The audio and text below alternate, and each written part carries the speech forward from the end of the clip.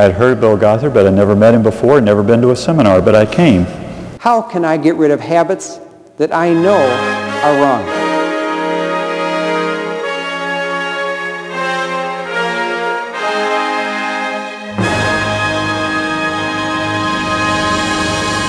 Now that means conquering habits of sodomy, conquering habits of drinking, conquering habits of smoking, conquering habits of drugs.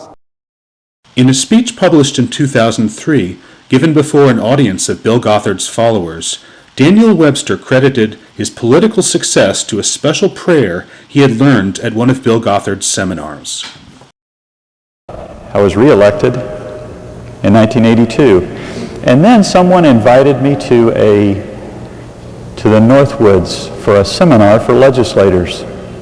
I had heard of Bill Gothard, but I'd never met him before, never been to a seminar, but I came. And while there, and then 2 months later after we left, my wife and I left that Northwoods Conference Center, we attended our first basic in Tampa, Florida. And I remember there at the Northwoods and then at the basic, every single time there was an end, and Mr. Gothard would say, bow your heads, and then he would always ask, does someone want to make, and he would ask for some commitment. I made every commitment. I don't even remember all the commitments I made, but I raised my hand every time because it absolutely changed my life. And one of those commitments was, which continued on. Many of those led to some disciplines that I ended up adding to my life, which I felt like were what I would consider lifesavers. They are the basis for everything I do today.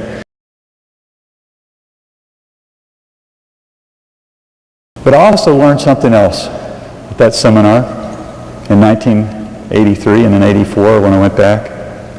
And that was, I thought that the prayer of the hedge of thorns of protection could be used around the district that I served. A picture in Bill Gothard's Marriage and Life Manual, Rebuilder's Guide, illustrates the concepts behind the hedge of thorns prayer. Basic principles of truth. Bind Satan. Pray a hedge of thorns. Cast down false reasoning. Conquer every thought. So I began praying that, because I was facing a very difficult opponent in 1984, I began praying that the voters would believe the truth, and I based it on a particular scripture. So I wrote that scripture down, I wrote the prayer down, and as a matter of fact, I passed it out to all our campaign workers, and I asked them to begin praying this prayer. And I will tell you, it was an absolute miracle, but we ended up winning that race in 1984. And again, by the grace of God. And so after that, I thought, I believe that prayer was one of the keys to us winning. So I began praying, same prayer, around the same district, and using the same verse, and then added a few other verses. But this time I prayed that every person that desired that district would lose interest. So since 1984, and now I'm elected in the Senate through the year 2002, including my jump from the House to the Senate, not one person has run against me.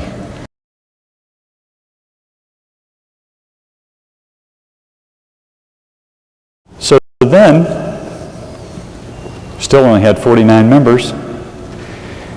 But remember, I began asking people to pray that same hedge of thorns. And this time we based it on a scripture, Psalm 140, verse 11, which says, "Let not an evil speaker be established."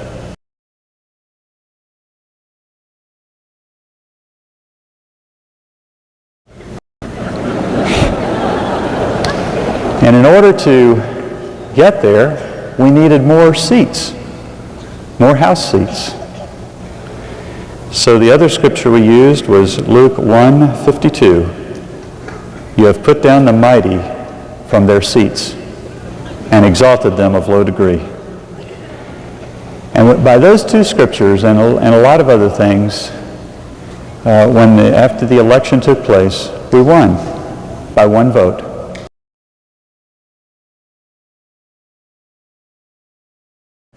So many people want to be in charge.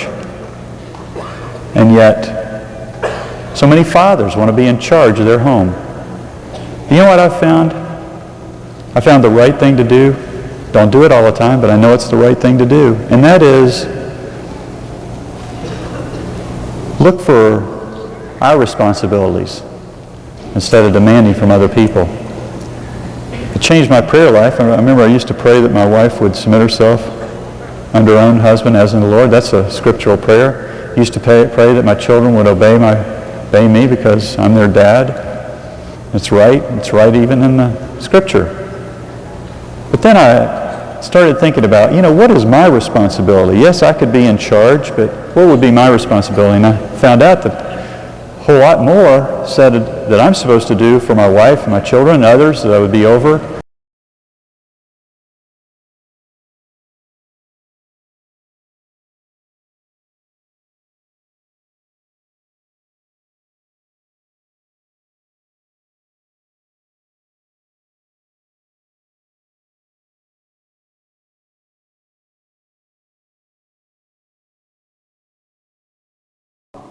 One of the joys of being here this week is knowing beyond a shadow of a doubt that we have for every one of you the answer.